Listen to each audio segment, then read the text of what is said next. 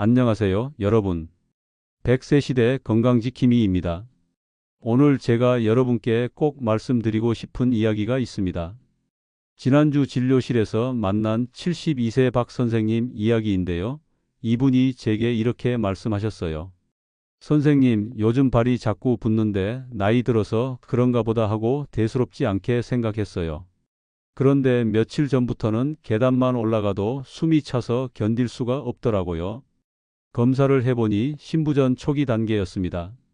다행히 일찍 발견해서 적절한 치료를 시작할 수 있었지만 만약 조금만 더 늦었다면 정말 위험한 상황이 될 뻔했죠.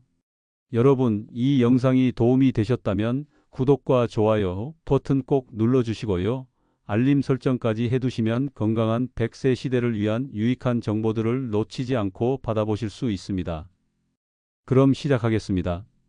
저는 순환기내과 전문의로 30년 넘게 심장질환 환자분들을 만나왔습니다. 그동안 정말 많은 분들을 진료하면서 느낀 점이 있어요. 신부전이라는 병이 암만큼이나 무서운 질환임에도 불구하고 많은 분들이 초기 증상을 그냥 넘기신다는 거예요. 신부전 들어보셨나요?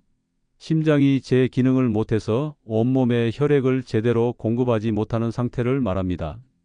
문제는 이 병이 처음에는 아주 사소한 증상으로 시작한다는 거예요. 그래서 대부분 나이 탓으로 돌리고 넘어가시죠. 제가 오늘 특별히 발에 나타나는 증상에 주목하는 이유가 있습니다. 심장은 우리 몸의 펌프 역할을 하는데 이 펌프 기능이 약해지면 가장 먼저 영향을 받는 곳이 바로 발과 다리거든요. 중력 때문에 혈액이 아래쪽으로 쏠리면서 정체되는 거죠. 지난 20년간 제가 진료한 신부전 환자분들의 기록을 분석해 봤더니 거의 85% 이상이 발에 나타나는 증상을 제일 먼저 경험했어요. 그런데 안타깝게도 그중 절반 이상이 이 신호를 무시하고 지나갔다가 나중에 응급실에 실려 오셨습니다. 제 환자분 중에 65세 김 여사님이라는 분이 계셨어요. 이분이 처음 저를 찾아오셨을 때가 작년 가을이었는데 발목이 심하게 부어 있었어요. 그분 말씀이 선생님, 2달 전부터 저녁만 되면 발이 퉁퉁 붓더라고요. 처음엔 낮에 많이 걸어서 그런가 했는데 요즘은 아침에도 붓기가 안 빠져요. 그때 바로 심전도와 심장 초음파 검사를 했고 신부전 진단이 나왔죠. 김 여사님은 그제야 지난 몇 달간 자신이 느꼈던 다른 증상들도 떠올리셨어요. 계단 오를 때 숨차던 것, 밤에 자다가 갑자기 숨이 막혀서 깬 적이 있던 것, 소변량이 줄어든 것까지요. 여러분, 이게 바로 신부전의 무서운 점입니다. 증상이 서서히 진행되기 때문에 본인도 모르게 적응하면서 살아가시는 거예요. 나이 들면 원래 이런가 보다 하고 넘어가시죠. 그런데 신부전은 절대 그냥 넘겨서는 안 되는 질환입니다. 신부전 환자의 5년 생존율이 약 50% 정도인데 이게 어떤 암보다도 낮은 수치예요. 하지만 조기에 발견하고 적절히 치료하면 충분히 건강하게 생활하실 수 있습니다. 오늘 제가 말씀드릴 발에 나타나는 6가지 신호는 제가 30년 넘게 환자분들을 진료하면서 정리한 가장 중요한 경고 신호들입니다. 이 신호들을 정확히 알고 계시면 신부전을 조기에 발견할 수 있고 그만큼 치료 효과도 좋습니다. 첫 번째로 말씀드릴 신호는 바로 발목 부종입니다. 이건 신부전의 가장 대표적인 초기 증상이에요. 심장이 혈액을 제대로 펌핑하지 못하면 정맥혈이 심장으로 돌아오지 못하고 다리와 발에 고이게 됩니다. 특히 중력의 영향을 받는 발목 부위에 체액이 축적되면서 붓기 시작하는 거죠. 제 환자분들이 흔히 하시는 말씀이 있어요. 선생님, 저녁만 되면 신발이 꽉 끼는 것 같아요. 양말 자국이 한두 시간씩 안 사라져요. 발목을 손가락으로 누르면 자국이 한참 남아 있어요. 이런 증상들이 바로 부종의 시작입니다. 처음에는 저녁에만 붓다가 아침에 빠지지만 점점 심해지면 아침에도 부기가 남아있게 되죠. 더 진행되면 발목뿐 아니라 종아리, 허벅지까지 부종이 올라갑니다. 여기서 중요한 포인트를 말씀드릴게요. 단순히 오래 서 있어서 생기는 부종과 신부전으로 인한 부종을 구별하는 방법이 있습니다. 일반적인 부종은 다리를 올리고 쉬면 한두 시간 안에 빠지는데 신부전으로 인한 부종은 쉬어도 잘 안 빠져요. 그리고 발목을 엄지손가락으로 10초 정도 꾹 눌렀을 때 손을 떼도 움푹 들어간 자국이 30초 이상 남아 있다면 이건 심각한 신호입니다. 작년에 제게 오신 70세 이 선생님은 이런 말씀을 하셨어요. 선생님, 양말을 벗으면 고무줄 자국이 저녁 내내 안 없어져요. 그래서 요즘은 느슨한 양말만 신게 되더라고요. 검사 결과 신부전 초기로 진단됐고 다행히 약물 치료로 잘 조절되고 있습니다. 만약 이분이 이 신호를 무시하고 몇 달 더 지나갔다면 훨씬 심각한 상태가 됐을 거예요. 두 번째 신호는 발이 차갑고 피부색이 변하는 것입니다. 심장이 혈액을 제대로 공급하지 못하면 우리 몸은 중요한 장기부터 혈액을 보내려고 합니다.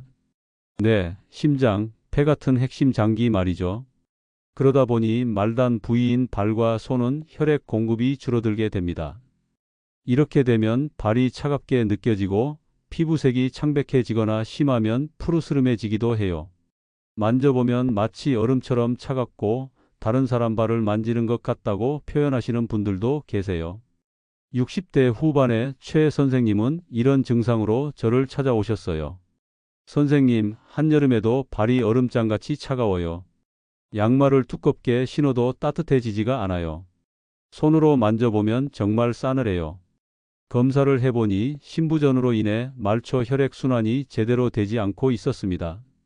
특히 밤에 누워있을 때보다 낮에 활동할 때 증상이 더 심해진다고 하셨는데 이건 활동할 때 중요 장기에 더 많은 혈액이 필요하기 때문에 발로 가는 혈액이 더 줄어드는 거예요. 발 피부색의 변화도 주의 깊게 봐야 합니다. 정상적인 발은 건강한 분홍빛을 띠는데 혈액순환이 안 되면 창백해지거나 때로는 청자색을 띠기도 해요. 특히 발가락 끝부분이 먼저 색이 변하는 경우가 많습니다. 여러분, 발이 차갑다고 해서 모두 신부전은 아닙니다. 하지만 이런 증상과 함께 다른 증상들, 예를 들어 숨이 차거나 쉽게 피로해지는 증상이 동반된다면 반드시 병원을 찾아야 해요. 세 번째 신호는 발톱과 발 피부의 변화입니다. 이건 많은 분들이 놓치시는 부분인데 사실 굉장히 중요한 신호예요. 혈액순환이 제대로 안 되면 발톱과 발 피부에도 변화가 나타납니다. 먼저 발톱부터 살펴볼까요? 정상적인 발톱은 건강한 분홍빛을 띠고 매끈해야 합니다. 그런데 혈액순환이 안 되면 발톱이 두꺼워지고 색이 누렇게 변하거나 심지어 갈색으로 변하기도 해요. 발톱이 잘 부러지고 거칠어지는 것도 혈액 공급 부족의 신호입니다. 제가 3년 전에 진료했던 68세 정 여사님이 기억나네요. 이분이 처음 오셨을 때 하시는 말씀이 선생님, 발톱이 자꾸 두껍게 자라고 색깔도 이상해져서 무좀인 줄 알았어요. 피부과에서 무좀약을 발랐는데도 계속 그래서 이상하다 싶었죠. 검사를 해보니 신부전으로 인한 말초 혈액순환 장애였습니다. 발톱의 변화는 단순히 노화나 무좀 때문만이 아니라 혈액순환 문제의 신호일 수 있다는 걸 꼭 기억하셔야 해요. 발 피부의 변화도 중요합니다. 혈액순환이 안 되면 피부가 건조해지고 각질이 심해져요. 특히 발뒤꿈치와 발바닥이 갈라지고 거칠어집니다. 어떤 분들은 발에 반짝이는 듯한 광택이 나면서 피부가 얇아지기도 하는데 이것도 혈액 공급 부족의 징후예요. 또 주목해야 할 것이 발의 털입니다. 남성분들 중에 원래 발등에 털이 있었는데 갑자기 털이 없어졌다면 이것도 혈액순환 장애의 신호일 수 있어요. 모낭에 혈액 공급이 안 되면 털이 빠지거든요. 네 번째 신호는 발과 다리의 통증 또는 저림입니다. 이 증상을 호소하시는 분들이 정말 많아요. 선생님, 걸을 때 종아리가 아파서 자주 쉬어야 해요. 발이 저리고 감각이 둔해진 것 같아요. 이런 말씀들을 자주 듣습니다. 심장에서 나오는 혈액이 충분하지 않으면 근육에 산소와 영양분이 제대로 공급되지 않습니다. 특히 걸을 때는 다리 근육이 더 많은 혈액을 필요로 하는데 공급이 안 되니까 통증이 생기는 거죠. 이런 증상을 의학 용어로 간헐적 파행증이라고 부릅니다. 걸으면 아파서 멈추고 쉬면 좀 나아지고 다시 걸으면 또 아프고 이런 패턴이 반복되는 거예요. 작년에 제게 오신 74세 박 선생님이 딱 이런 증상이었어요. 선생님, 예전에는 시장까지 걸어서 갔다 왔는데 요즘은 100m만 걸어도 종아리가 터질 듯이 아파요. 잠깐 쉬면 괜찮아지는데 다시 걸으면 또 아프고요. 많은 분들이 이 증상을 단순히 다리 근육 문제나 관절염으로 오해하세요. 물론 그럴 수도 있지만 신부전의 신호일 수도 있다는 걸 알아야 합니다. 특히 쉬었다가 다시 걸으면 또 아픈 패턴이 반복된다면 꼭 심장 검사를 받아보셔야 해요. 발 저림도 마찬가지입니다. 발이 저리고 감각이 둔해지는 건 신경의 혈액 공급이 제대로 안 되고 있다는 신호예요. 어떤 분들은 발에 뭔가 막이 씌워진 것 같다, 바닥을 밟는 느낌이 무뎌졌다고 표현하시는데 이것도 혈액순환 장애의 증상입니다. 저는 환자분들께 이렇게 말씀드려요. 통증이나 저림이 한쪽 발에만 나타나면 혈관이나 신경의 국소적 문제일 가능성이 높지만 양쪽 발에 동시에 나타난다면 심장 같은 전신적 문제를 의심해 봐야 한다고요. 다섯 번째 신호는 발에 상처가 잘 낫지 않는 것입니다.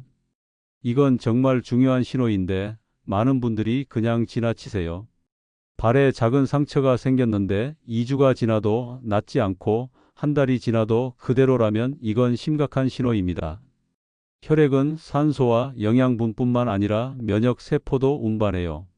그래서 상처가 나면 혈액이 그 부위로 몰려가서 치유 과정을 돕는 거죠. 그런데 심장 기능이 떨어져서 혈액 공급이 충분하지 않으면 상처 치유가 느려지고 감염 위험도 높아집니다. 특히 당뇨병이 있으신 분들은 더욱 주의해야 해요. 당뇨병 자체도 상처 치유를 더디게 만드는데 여기에 신부전까지 겹치면 정말 위험합니다.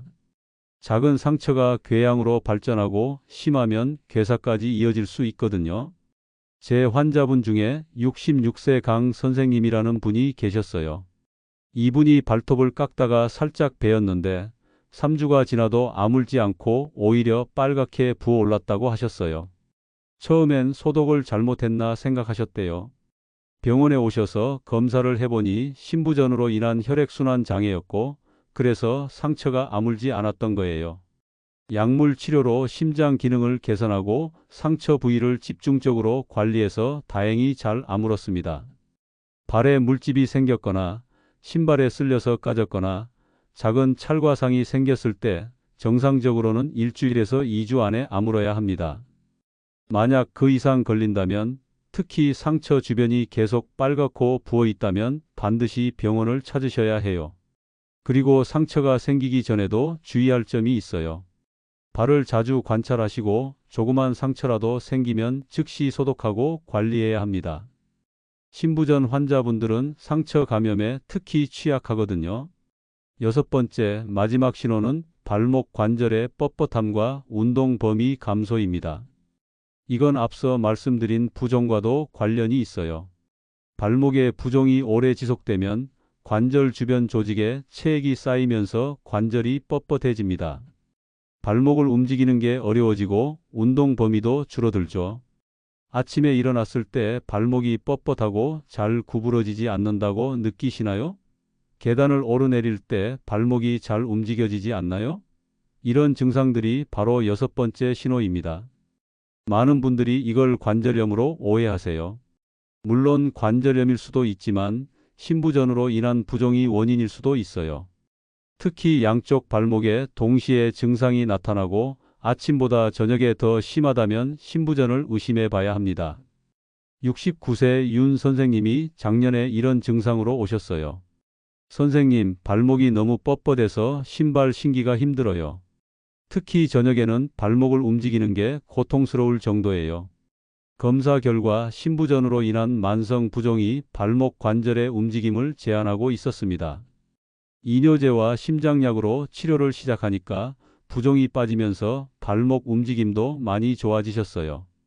발목 관절이 뻣뻣해지면 걷는 자세도 이상해지고 그러면 무릎이나 허리에도 무리가 갑니다.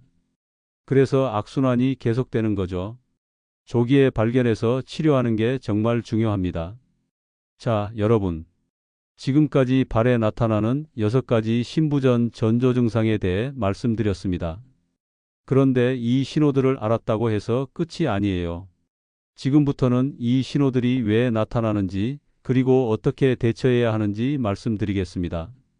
먼저 심부전이 발의 증상을 일으키는 메커니즘을 쉽게 설명해 드릴게요. 우리 심장은 하루에 약 10만 번 뛰면서 온몸에 혈액을 보냅니다. 정상적인 심장은 이 일을 문제없이 해내죠. 그런데 심장 근육이 약해지거나 딱딱해지면 펌프 기능이 떨어집니다. 그러면 어떤 일이 벌어질까요? 심장이 혈액을 제대로 밀어내지 못하면 정맥으로 돌아오는 혈액이 심장에 쌓이기 시작합니다. 마치 고속도로에 차가 막히듯이 말이죠. 이렇게 쌓인 혈액의 압력이 정맥을 통해 역류하면서 온몸, 특히 중력의 영향을 받는 하체에 체액이 고이게 되는 겁니다. 동시에 심장이 충분한 혈액을 내보내지 못하니까 말단 부위인 발과 다리로 가는 신선한 혈액이 부족해집니다. 그래서 발이 차갑고 피부색이 변하고 상처가 잘 낫지 않는 거예요. 제가 환자분들께 자주 드는 비유가 있어요. 심장을 건물의 엘리베이터라고 생각해 보세요. 엘리베이터가 고장나면 위층으로 올라가는 것도 힘들지만 아래층에서 위로 올라오는 것도 힘들어지죠. 그래서 1층, 즉 발과 다리에 사람들이, 아니 혈액과 체액이 쌓이는 겁니다. 그럼 이런 증상들이 나타났을 때 어떻게 해야 할까요? 가장 중요한 건 빨리 병원을 찾는 겁니다. 제가 30년 넘게 환자를 보면서 느낀 건 조기 발견이 정말 중요하다는 거예요. 심부전은 초기에 발견하면 약물 치료만으로도 충분히 조절할 수 있습니다. 진료실에서 제가 하는 검사는 크게 몇 가지입니다. 먼저 심전도 검사로 심장의 정기적 활동을 확인하고 흉부 엑스레이로 심장 크기와 폐의 상태를 봅니다. 가장 중요한 건 심장 초음파 검사예요. 이 검사로 심장이 얼마나 효율적으로 혈액을 펌프질하는지 정확히 알 수 있거든요. 혈액 검사도 합니다. BNP나 NT-프로BNP라는 수치를 측정하는데 이건 심장이 스트레스를 받을 때 분비되는 호르몬이에요. 이 수치가 높으면 심부전을 강하게 의심할 수 있죠. 작년에 오신 71세 송 선생님 사례를 말씀드릴게요.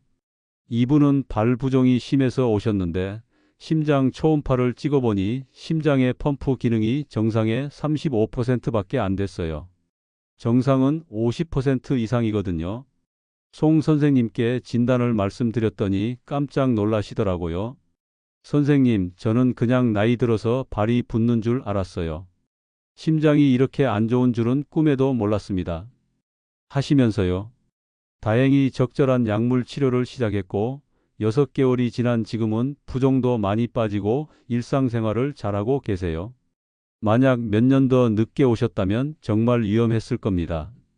진단을 받으면 보통 여러 가지 약을 처방받게 됩니다. AC 억제제나 ARB 같은 약은 심장의 부담을 줄여주고 베타 차단제는 심장 박동을 안정시켜줍니다. 이뇨제는 몸에 쌓인 체액을 배출시켜서 부종을 줄여주죠. 어떤 분들은 약이 너무 많다고 걱정하세요. 선생님, 이렇게 약을 많이 먹어야 하나요? 하고 물어보시는데 저는 이렇게 말씀드립니다. 이 약들은 단순히 증상을 완화시키는 게 아니라 심장을 보호하고 생명을 연장시켜주는 약입니다. 연구 결과에 따르면 이런 약물 치료가 심부전 환자의 사망률을 크게 낮춘다는 게 증명되어 있어요. 약물 치료와 함께 생활 습관 관리도 정말 중요합니다. 제가 환자분들께 꼭 강조하는 것들이 있어요. 첫째, 염분 섭취를 줄이셔야 합니다. 소금은 체내의 수분을 붙잡아두는 성질이 있어서 부종을 악화시킵니다. 하루 소금 섭취량을 5g 이하로 제한하는 게 좋아요. 짠 음식, 가공식품, 인스턴트 식품을 피하고 집에서 직접 조리할 때도 소금을 적게 넣으셔야 합니다. 저는 환자분들께 이렇게 말씀드려요. 국물 요리를 드실 때 국물은 가능한 한 적게 드세요.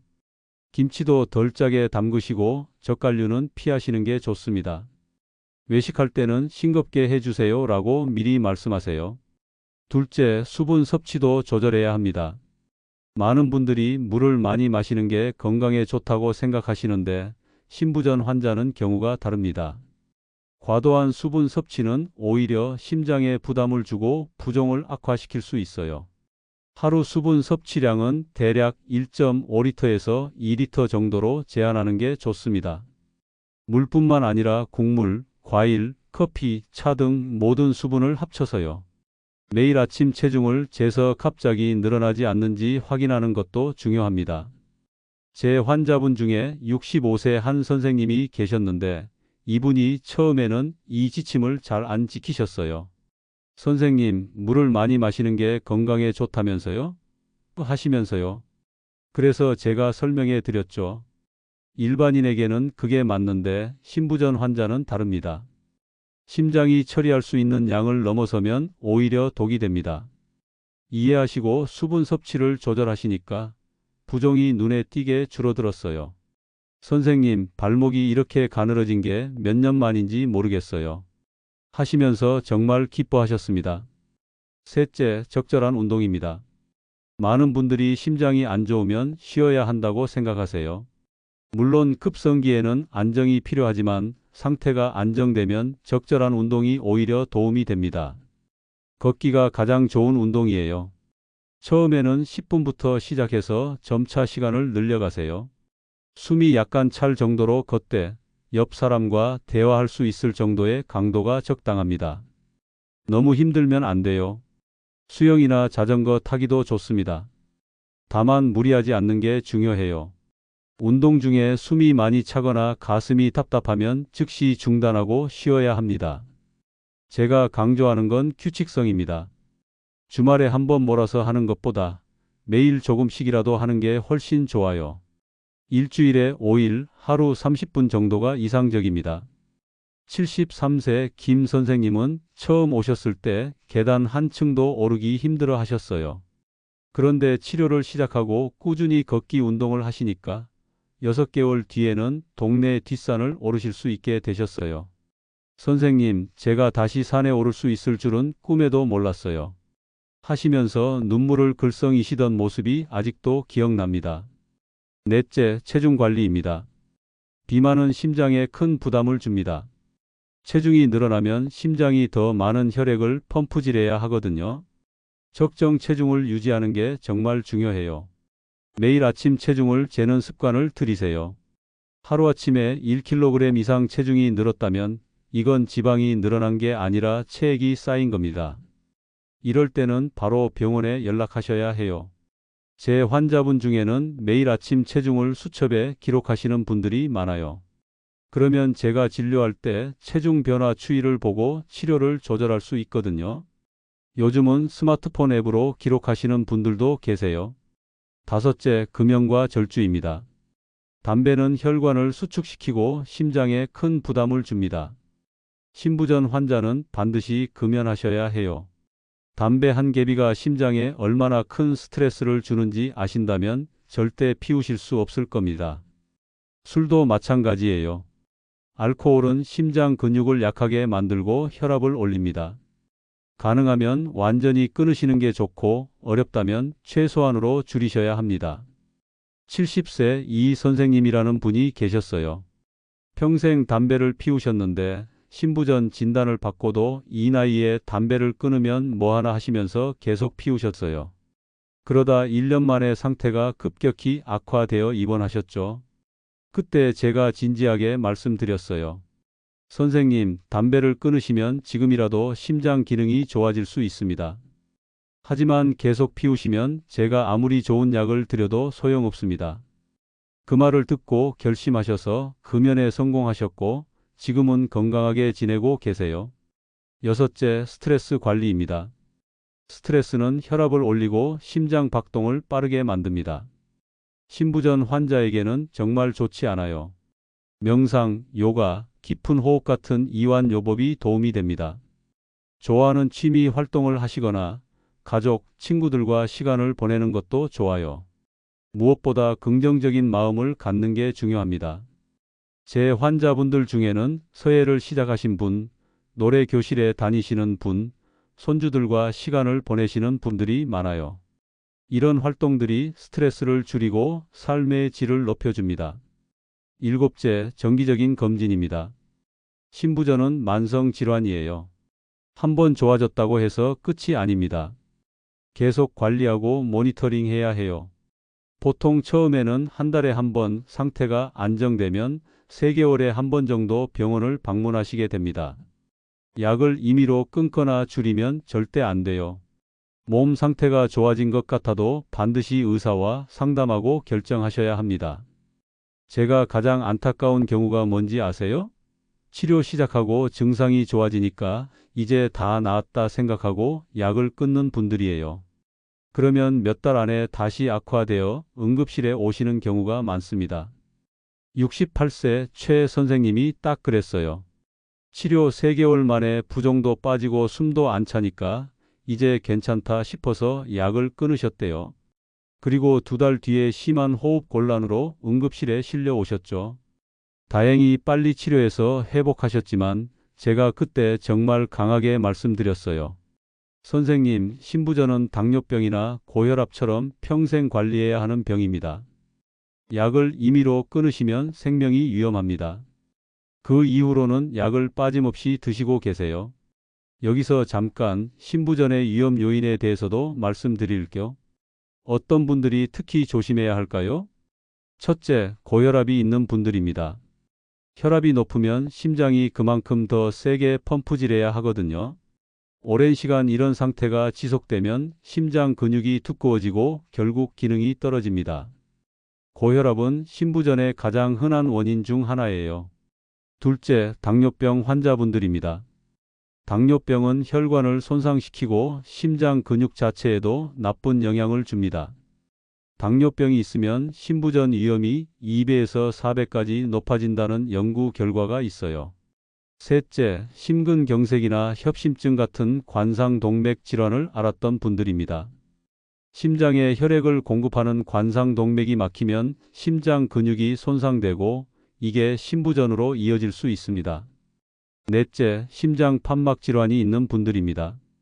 심장 판막이 제대로 작동하지 않으면 혈액이 역류하거나 흐름이 막혀서 심장에 부담을 줍니다. 다섯째, 부정맥, 특히 심방세동이 있는 분들입니다. 심장이 불규칙하게 뛰면 펌프 효율이 떨어지고 혈전이 생길 위험도 높아집니다. 여섯째, 가족력이 있는 분들입니다.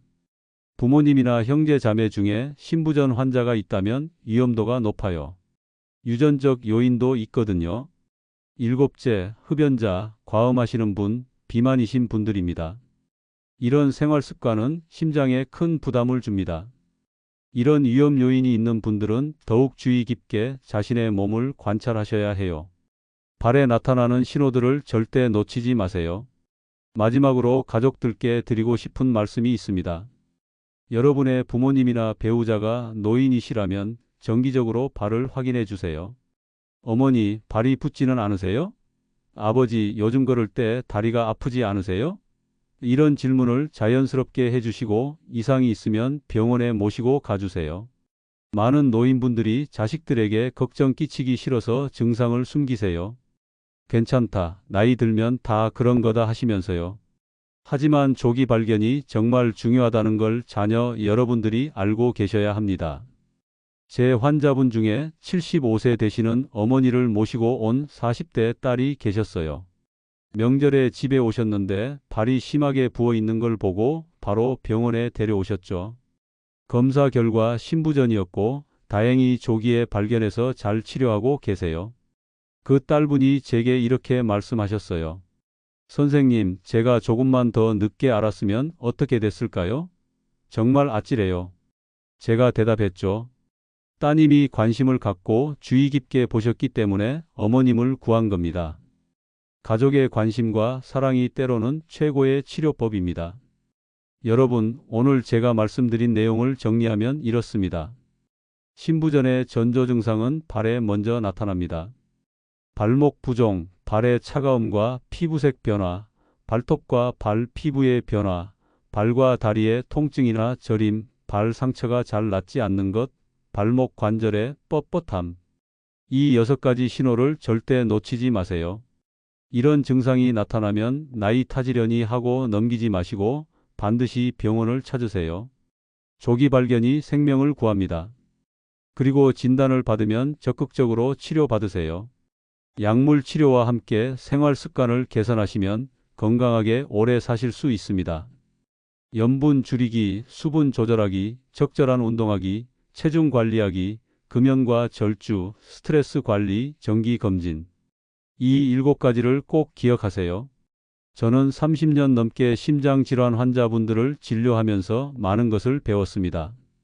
가장 큰 교훈은 우리 몸이 보내는 신호에 귀 기울이는 게 얼마나 중요한지입니다. 몸은 거짓말을 하지 않아요. 문제가 있으면 반드시 신호를 보냅니다. 그 신호를 알아차리고 빨리 대처하는 것, 그게 바로 건강한 100세 시대를 사는 지혜입니다. 오늘 이 영상이 여러분과 여러분의 가족 건강을 지키는 데 도움이 되었으면 좋겠습니다. 구독과 좋아요, 알림 설정으로 100세 시대 건강지킴이와 함께해 주세요. 여러분의 건강한 100세를 응원합니다. 이 영상이 도움이 되셨다면 주변에 계신 어르신들께도 꼭 공유해 주세요. 여러분 건강하세요. 다음 영상에서 또 만나 뵙겠습니다. 감사합니다.